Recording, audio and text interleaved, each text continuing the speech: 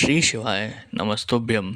स्वागत है आपका शिव पुराण श्री कोटि रुद्र संहिता 13वें अध्याय में बटकुनाथ की उत्पत्ति।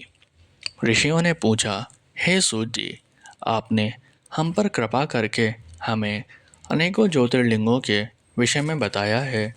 अब हमें अंधकेश्वर नामक ज्योतिर्लिंग के महात्म्य के बारे में बताइए। यह सुनकर सूत जी बोले, हे ऋषियों, पूर्व काल में अंधक नाम का एक महाबली वीर और पराक्रमी राक्षस था।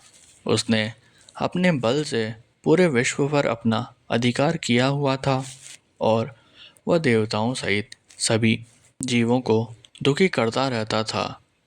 तब सब देवता उस दैत्य से पीड़ित होकर भगवान शिव की शरण में गए।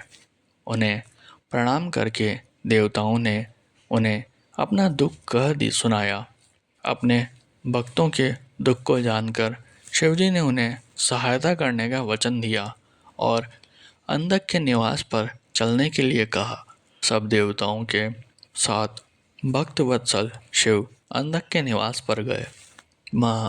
अंधक और भगवान शिव के बीच महायुद्ध हुआ। त्रिलोकीनाथ भगवान शिव ने अपने त्रिशूल से जो ही अंधक को मारा, वह छटपटाते हुए बोला, हे देवादिदेव, कृपा निधान, मैंने सुना है कि मरते समय शिवजी के दर्शन करने से शिवपद की प्राप्ति होती है। मैंने अंतिम समय में आपके दर्शन कर लिए हैं।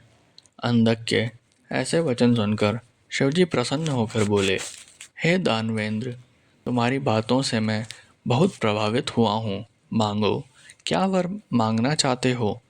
शिवजी के ऐसे वचन सुनकर अंधक बोला, भगवान, मुझे अपनी अविचल भक्ति प्रदान करें और यहीं पर स्थित होकर जगत का कल्याण करें। तब अंधक की बात मानते हुए शिवजी ज्योतिर्लिंग रूप में वहाँ स्थित हो गए। इस प्रकार सविधि पूजन करने वालों की सभी मनोकामनाएं पूरी होती है।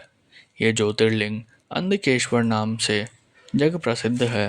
अंधकेश्वर नामक ज्योतिर्लिंग की उत्तम कथा सुनकर ऋषिगण बोले, हे सूत जी, अब आप हमें बटुकनाथ की उत्पत्ति के बारे में बताइए। तब सूत जी बोले, हे ऋषिगणों, प्राचीन काल में दधीचि नामक एक धर्मात्मा शिवभक्त हुए हैं जो संपूर्ण वेदों के ज्ञाता थे। उनका सुदर्शन नाम का एक पुत्र था। वह भी अपने पिता के समान सर्वगुण संपन्न था। उसकी पत्नी दुकूला नीच कुल की थी। उसकी भक्ति में कोई रुचि नहीं थी। उसके 4 पुत्र हुए। एक दिन दधीचि मुनि को किसी कार्य से कहीं जाना पड़ा। तब वह अपने पुत्र को शिव पूजन करने की आज्ञा देकर चले गए। सुदर्शन विधि विधान से भगवान शिव की आराधना और पूजा करने लगा। शिवरात्रि का दिन आ गया। सुदर्शन ने व्रत किया और सविधि पूजन भी किया। किसी कार्यवश उसे अपने घर जाना पड़ा। वहाँ उसकी पत्नी ने उसे कामवश कर लिया। तब सुदर्शन बिना शरीर शुद्ध किए शिवजी के मंदिर में पहुंचकर शिवजी का पूजन करने लगा। इससे भगवान शिव अप्रसन्न हो गए और उन्होंने सुदर्शन को जड़ बुद्धि होने का शाप दे दिया। जब मुनि दधीचि वापस लौटे तो उन्हें सारी बातें पता चली। उन्हें ये जानकर बड़ा दुख हुआ कि उनके पुत्र ने सारे कुल को कलंकित कर दिया है। वह शुद्ध हृदय से जगदम्बा पार्वती जी की आराधना करने लगे। उन्होंने विधि विधान से पूजन कर जगदम्बा को प्रसन्न कर लिया। देवी पार्वती ने प्रसन्न होकर उन्हें दर्शन दिए। तब दधीचि मुनि ने हाथ जोड़कर उन्हें प्रणाम किया और अपने पुत्र सुदर्शन को उनके चरणों में डालकर बोले, हे मातेश्वरी, मेरे पुत्र को दीक्षा देकर इसका कल्याण करो। इसकी बुद्धि को सही कर दो। इसे भगवान शिव के क्रोध से बचाकर उनका अनन्य भक्त बना दो। तब पार्वती जी ने सुदर्शन को जनेऊ पहनाकर उसे गायत्री मंत्र की दीक्षा दी। फिर देवी अंतर्ध्यान हो गई।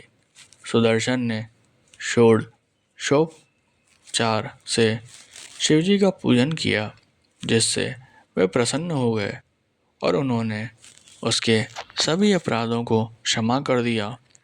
शिवजी ने उन्हें साक्षात दर्शन दिए और सुदर्शन व उसके पुत्रों का बटुक रूप में अभिषेक किया। उसका यह रूप सारे संसार में पूजनीय होगा, यह कहकर शिवजी अंतर्ध्यान हो गए। उसी दिन से सुदर्शन बटुक नाम से संसार में विख्यात हुए और शुभ अशुभ सभी कार्यों में उनकी पूजा करने का विधान है।